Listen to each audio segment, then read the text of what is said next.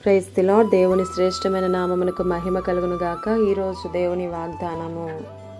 యెహోవా నీకు తన సన్నిధి కాంతిని ప్రకాశింపజేసి నిన్ను కరుణించును గాక. సంఖ్యాకాండము 6వ అధ్యాయం 25వ వచనము. ఈ ఉదయకాల సమయంలో దేవాతి దేవుడే మనందరితో మాట్లాడుతున్నాడు. తన సన్నిధి కాంతిని ప్రకాశింపజేసి నిన్ను కరుణించును అని. మన దేవుడు కనికరం గలవాడు, కనికర సంపన్నుడు. తన సన్నిధిలో సంపూర్ణ సంతోషం, భద్రత, విశ్రాంతి, ఆశీర్వాదం, ఇలా ఎన్నో.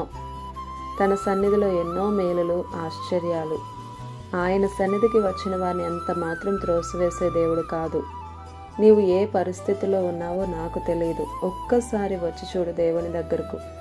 ఆయన సన్నిధిలో ఎక్కడా దొరకని ఆనందం, ఎవ్వరూ ఇవ్వలేని నిశ్చయత, భరోసా, నేనున్నాను నీకని. ఆ స్వరం ఇంకా ఏం కావాలి? ఒక కుమారుడి ఆవేదన తీర్చి ఆనందాన్ని ఇచ్చాడు.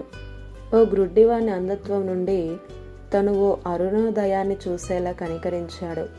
ఓ భక్తుడిని నీ సన్నిధిలో నీ వైపు చూచుటకు కూడా యోగ్యుడను కానే అన్నప్పుడు తన స్థితిని మార్చాడే. ఇంకా ఎన్నో అద్భుతాలు, ఆశ్చర్యాలు వర్ణించడానికి మా జీవితాలే సరిపోవు.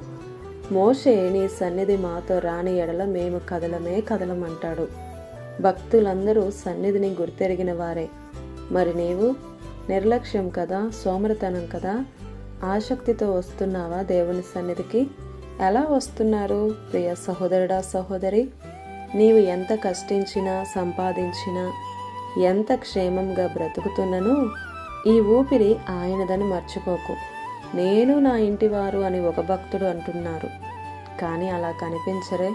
కానీ దేవుని కృప కావాలి, దేవుడు కనికరించేయాలి, కార్యాలు చేసేయాలి. మీ ఆశ అది. నా జనులు నా మందిరము ద్వారము దగ్గర ఎప్పుడు కనిపెట్టుకుని ఉంటారా అని దేవుడు చూస్తూ ఉంటున్నాడు. ఆమేన్.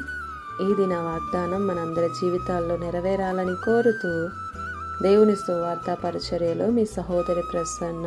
God bless you. ఆమేన్.